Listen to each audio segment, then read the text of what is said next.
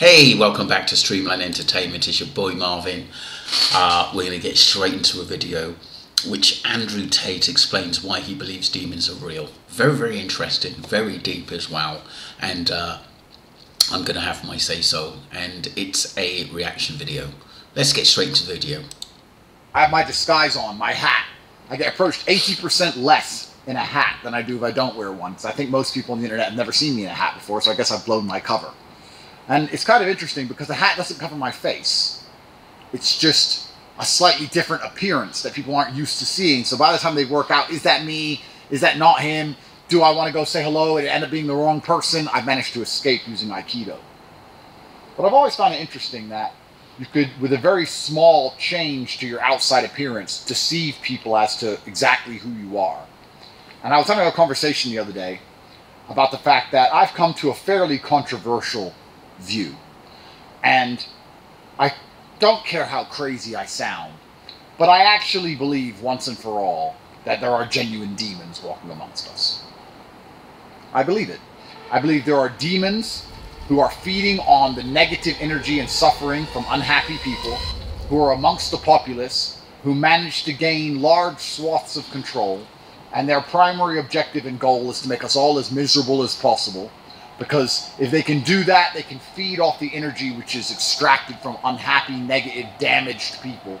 They want war, they want sadness, they fear love, and I think they look very much like humans because they've made a few outside changes to the peripheral of their being. And people think, oh, they pass as human most of the time. But if you start to actually walk around, start to really pay attention to the people around you, you can spot the demons. You can see it. Don't let their little hat fool you. You can see who a demon is. Some of them actually make it extremely overtly obvious that they're demonic.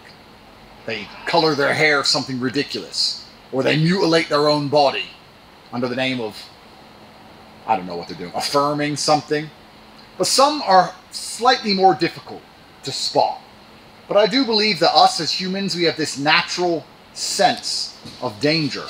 When we grew up, or we had to survive in far harsher times, you could feel if a wolf was looking at you. And don't you feel that now? Maybe I'm crazy. Maybe.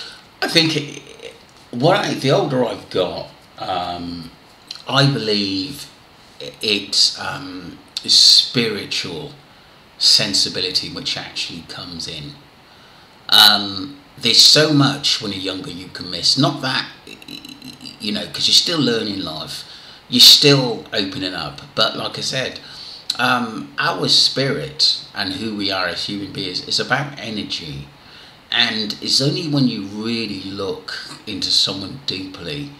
I'm not saying, you know, every person you look at deeply, but sometimes someone may say something to you which has a double meaning. And it's not always nice, and you come away from the feeling, why did you say that, why did he say that? Or you may have someone staring at you and they're not smiling. Energy, bad energy and good energy is very, very important. And also non-verbal action can tell you a lot about someone as well. I studied a little bit about non-verbal basically communication at the end of the day, and it is out there, but sometimes, you know, we lead busy lives. Sometimes we miss things, and I think the older I've got, I'm more in line with good and evil, because they're both out there. But it's up to you as an individual person to find that out. Maybe I've just become ridiculously rich. I've become a billionaire and I've lost my mind. But if you were walking through a dark forest on your own, and a wolf was looking at you, you could feel you were being watched. There's something inside of us that allowed us to know when a predator was near, so we stood a chance of fighting and resisting. And I feel that now all of the time. I feel like the demons are watching me. Don't you? Am I nuts? Don't you feel it? Genuinely, go about your day now for the next 24 hours. Don't you feel like some of the people near you, that guy in Starbucks, the other person on the train, that guy over there, some of them just have bad intentions? Don't you think they're watching you?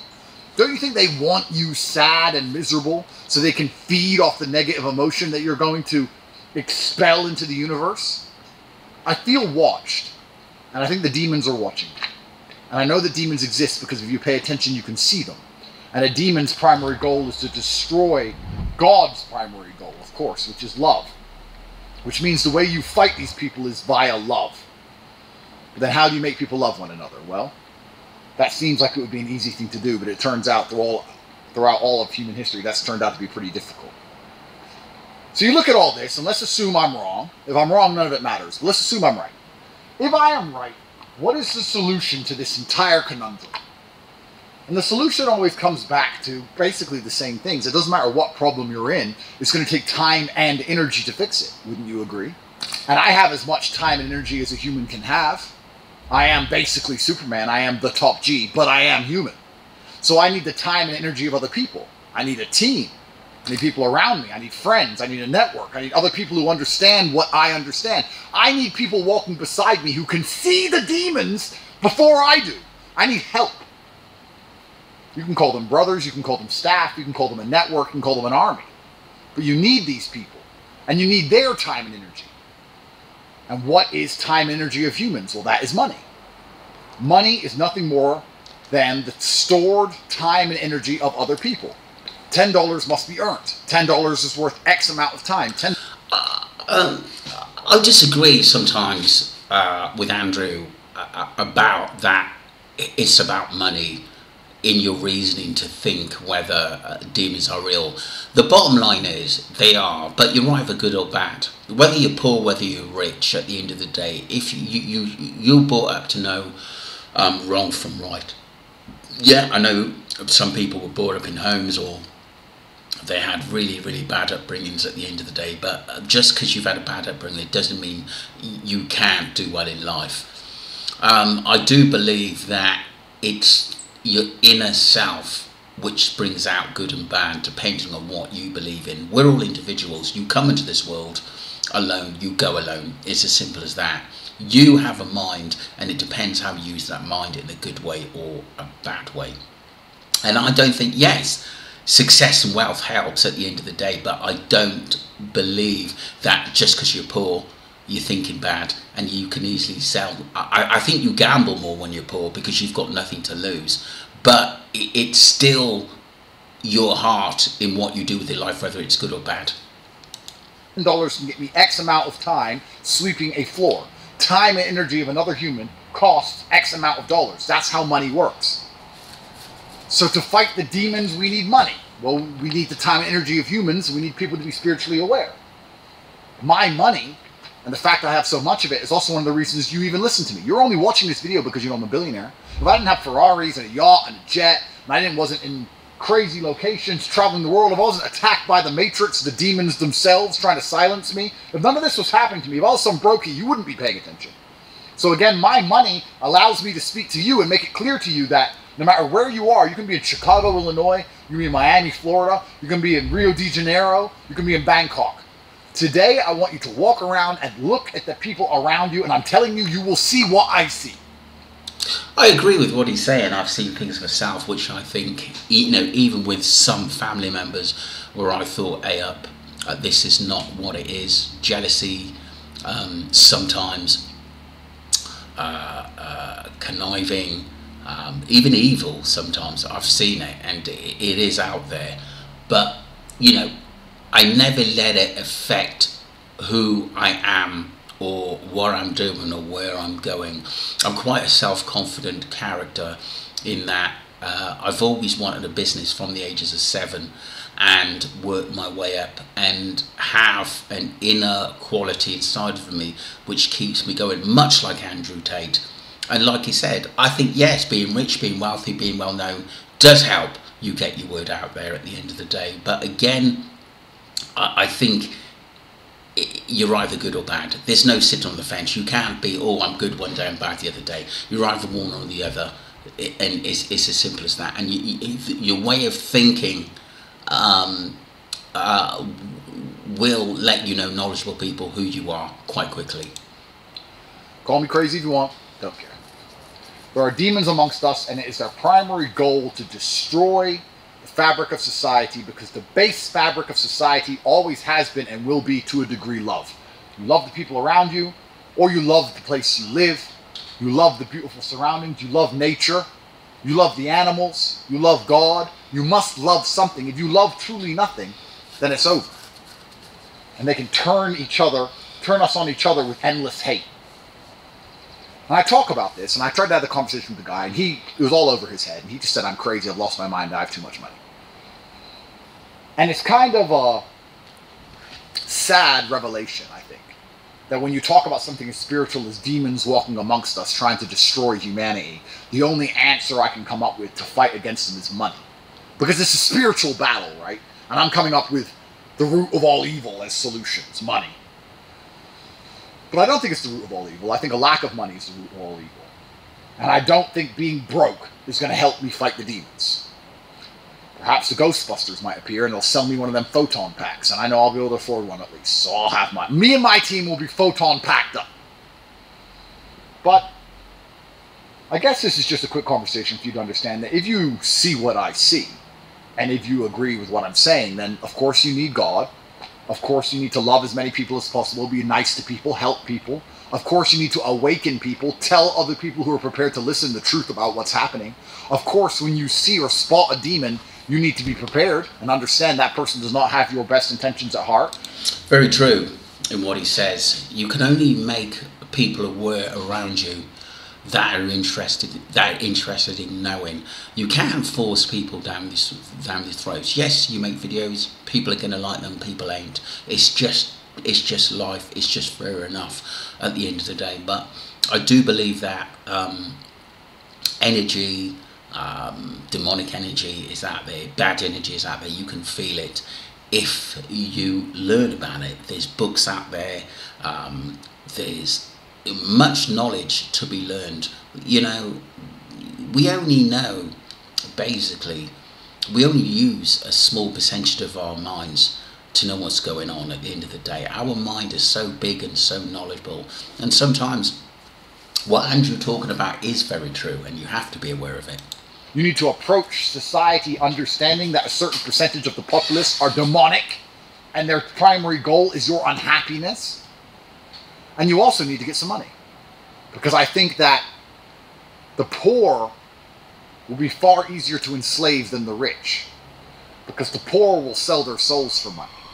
And the poor will do bad things for food. And the poor can't leave or run away. They're stuck in a geographical area. It's the Hunger Games. The rich, well, a demon can talk in my ear and try and make me say bad things to my huge platform for food. And I don't need it. Or for money. And I don't need that. Let me tell you a hypothetical story because I would never kill myself. When I became the most Googled man on the planet, sorry, hypothetical.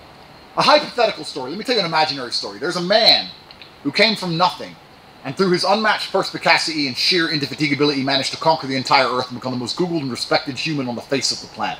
This man held massive affinity with the masculine youth. The masculine youth was the #1 subsect of the population that they try their hardest to psyop.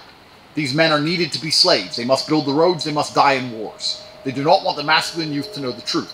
These are the ones they must psyop the hardest, because if they get together in a big group, understanding how corrupt and deranged this world is, revolutions happen. It's not a demonstration when men get angry, it's a revolution. It's only a demonstration when women get angry.